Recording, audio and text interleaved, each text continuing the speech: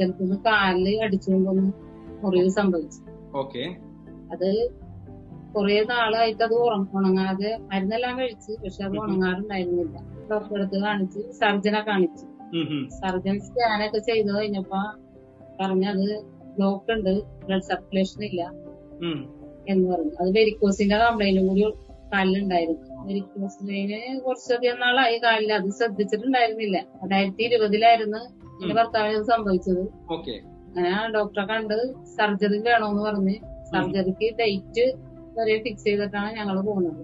പക്ഷെ കൊറോണ ആയതുകൊണ്ട് ഡോക്ടർ വീണ്ടും ഡേറ്റ് നീട്ടുകയാണ് ചെയ്തത്. ഇത് കഴിഞ്ഞിട്ട് വന്നാൽ മതി എന്നാ പറഞ്ഞത്. ലോക്ക്ഡൌൺ ഒക്കെ വന്നതുകൊണ്ടിട്ടാണ് ഡോക്ടർ വരണ്ടാന്ന് പറഞ്ഞത്.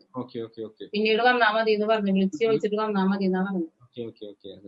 അങ്ങനെ ഇരിക്കുന്ന സമയത്താണ് എനിക്ക് ഒറ്റ ചോദ്യം കൂടെ മാഡം, ഈ വെരിക്കോസ് വെയിന്റെ പുറമെ വേറെ എന്തൊക്കെ അസുഖം ഉണ്ടായിരുന്നു? ബിപിയുടെ കാര്യം മാഡം പറഞ്ഞു, പിന്നെ എന്താ അസുഖം ഉണ്ടായിരുന്നത്? വേറെ കൊളസ്ട്രോൾ ഉണ്ടായിരുന്നു. പേര് റിജില, എന്റെ കസിനും കൂടിയാണ്. അത് ഞാൻ പരിചയപ്പെട്ട് ഈ ഐപ്പൾസിനെ കുറിച്ച് പറഞ്ഞു. അപ്പൊ ഞാൻ എന്തായാലും അത് കൊടുത്തു നോക്കാന്ന് വിചാരിച്ചു, കഴിച്ചു നോക്കാന്ന് വിചാരിച്ച് വാങ്ങിച്ചതാണ്. ഐപ്പൾസ് ആണ് വാങ്ങിച്ചത് ഞാൻ. അത് വാങ്ങിച്ച് 1.5 ബോട്ടില് കൊടുത്തു. അതിന്റെ കൂടെ ഐക്കോപ്പിയും കൊടുത്തു.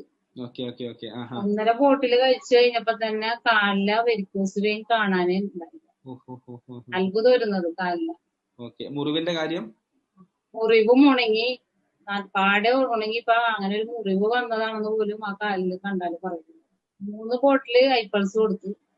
5ാമത്തെ ഐക്കോഫിയാണ് ഇപ്പൊ കൊടുത്തോണ്ടിരിക്കുന്നത്. ഇത് കൊളസ്ട്രോൾ ഇല്ല, കൊളസ്ട്രോളിന്റെ ഗുളിക കഴിക്കണ്ടെന്നാണ് ഡോക്ടർ പറഞ്ഞത്. ഐപ്പൾസ് ഉപയോഗിച്ചതിന്റെ പേരിൽ വളരെ ഹാപ്പിയാണ് അപ്പൊ. അതെ.